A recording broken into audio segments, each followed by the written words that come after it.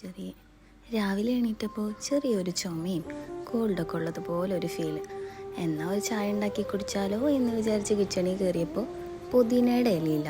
ചായ ഉണ്ടാക്കുമ്പോൾ ഇഞ്ചി അതുപോലെ തന്നെ പുതിനയുടെ ഇലയൊക്കെ ഇട്ട് കുടിക്കാൻ എനിക്ക് ഭയങ്കര ഇഷ്ടമാട്ടോ. സാരമില്ല, പുതിനയുടെ ഇലയില്ലെങ്കിൽ അമ്മയുടെ അടുത്തുനിന്ന് പോയിട്ട് എടുക്കാം. ഈ കാണുന്നതാട്ടോ എൻ്റെ അമ്മയുടെ വീട്. ഞങ്ങളുടെ വീടിൻ്റെ മതിൻ്റെ തൊട്ടപ്പുറത്തെ വീട്. പുതിനയുടെ ഇല വാങ്ങാൻ പോയപ്പോൾ അമ്മ ചോദിച്ചു എന്തിനാന്ന്. ഞാൻ പറഞ്ഞു ചായ ഉണ്ടാക്കാനെന്ന് പറഞ്ഞപ്പോൾ അമ്മ പറയാ എന്നാൽ എനിക്കും കൂടി ആവട്ടെ ഒരു ഗ്ലാസ് എന്ന്. നമ്മുടെ വീടിൻ്റെ തൊട്ടടുത്ത് തന്നെ നമ്മുടെ അച്ഛനും അമ്മയും ഉണ്ടാകുമ്പോൾ അത് വലിയൊരു ഭാഗ്യമല്ലേ. എന്നാൽ പിന്നെ അച്ഛനും അമ്മയ്ക്കും ഇരിക്കട്ടെ ഓരോ ഗ്ലാസ്. അങ്ങനെ ചായ കൊടുത്ത് തിരിച്ചു വരുമ്പോൾ അമ്മോടും ചെടികളോടൊക്കെ ഒരുപാട് കുശലം പറഞ്ഞ് അങ്ങനെ ഇരുന്നു. കുട്ടിക്കുറുമ്മമാർ 2 പേര് എണീറ്റിട്ടുണ്ടായിരുന്നില്ല. അതുകൊണ്ട് തന്നെ കുറച്ചധികം നേരം ഞാൻ വർത്തമാനം പറഞ്ഞിരുന്നു.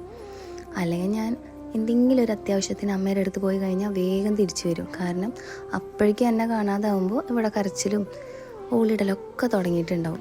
സുഖമില്ലാത്തതുകൊണ്ട് തന്നെ ഇന്ന് ബ്രേക്ക്ഫാസ്റ്റ് അങ്ങനെ കാര്യമായിട്ടൊന്നും ഉണ്ടായിരുന്നില്ല. ബ്രെഡ് റോസ്റ്റിലും പുൾസയിലും അങ്ങ് ഒതുക്കി. എനിക്ക് ഒട്ടും ഉഷാറില്ലാന്ന് തോന്നുന്ന സമയങ്ങളിൽ അതുപോലെ തന്നെ വയ്യാതിരിക്കുന്ന സമയത്തൊക്കെ ഇങ്ങനെ ബുൾസയും ബ്രെഡ് റോസ്റ്റൊക്കെ ഉണ്ടാക്കി കഴിക്കുന്നത് വലിയ ഇഷ്ടം. കുട്ടിക്കുറുമ്മമാർ ഇതുവരെ എണീറ്റിട്ടില്ലല്ലോ എന്ന് ആലോചിച്ചിരിക്കുമ്പോഴാണ് നല്ല സൗണ്ട് കേൾക്കുന്നത്. ഞാൻ പോയി നോക്കിയപ്പോൾ കണ്ട കാഴ്ചയാണ് ഈ കാണുന്നത്. ചേട്ടനും കണക്ക് അതുപോലെ തന്നെ അനിയനും കണക്ക്. അതിനിടയിലാണ് ചെസ് നമ്പർ 3 വരുന്നത്.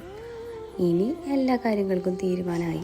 ഒരാളെ അച്ഛനെടുത്ത അടുത്ത ആളെ എന്തായാലും അച്ഛനെടുക്കണം. ഇവിടെ ഒരു പ്രായ വ്യത്യാസവും ഇല്ല. ഇനി 2 ആൾക്കും ഫുഡും വേണ്ട വെള്ളവും വേണ്ട.